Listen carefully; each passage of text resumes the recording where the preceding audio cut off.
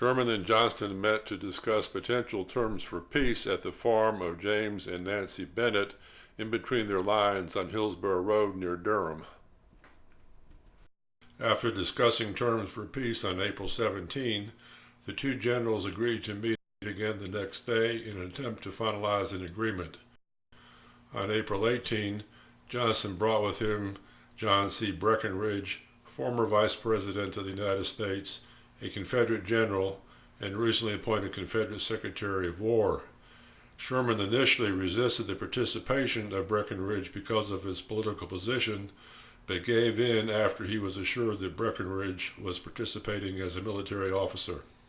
During the meeting on the 18th of April, General Sherman, General Breckinridge, and General Johnston were inside the House discussing the terms of surrender.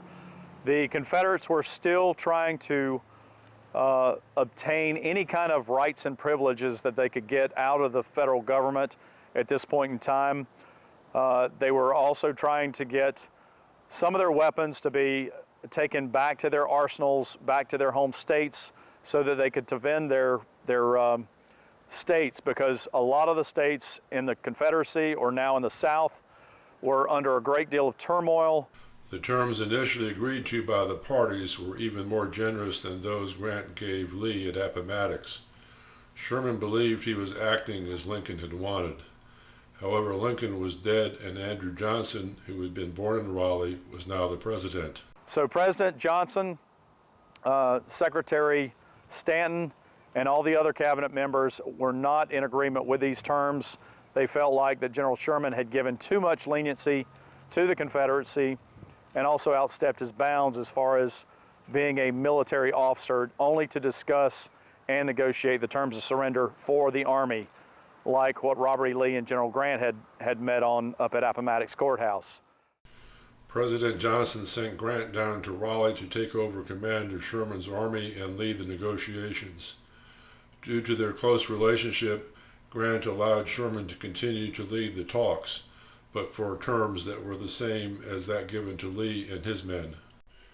After Sherman informed Johnston that the initial terms had been rejected, the two opposing generals met again.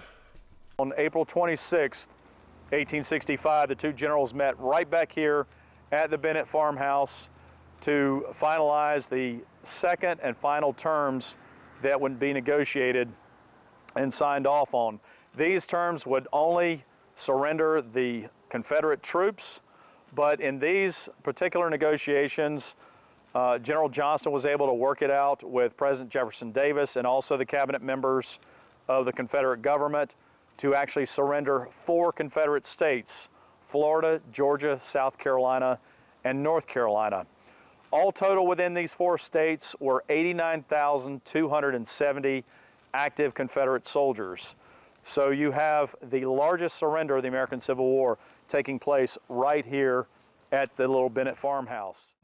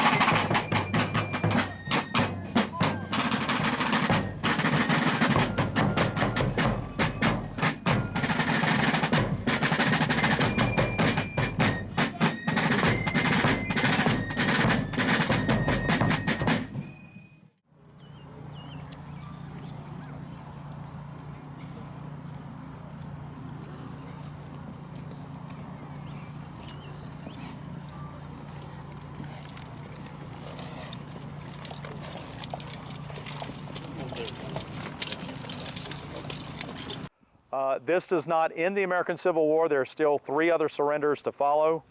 One in Centinel, Alabama, one in New Orleans, Louisiana, and also a 5th surrender of Confederate troops in a little town called Dokesville, Oklahoma. General Stan Waddy, who was in charge of a brigade of Confederate soldiers who were actually American Indians fighting for the Confederacy, surrendered a little over a month and a half after the surrenders here at Bennett Place.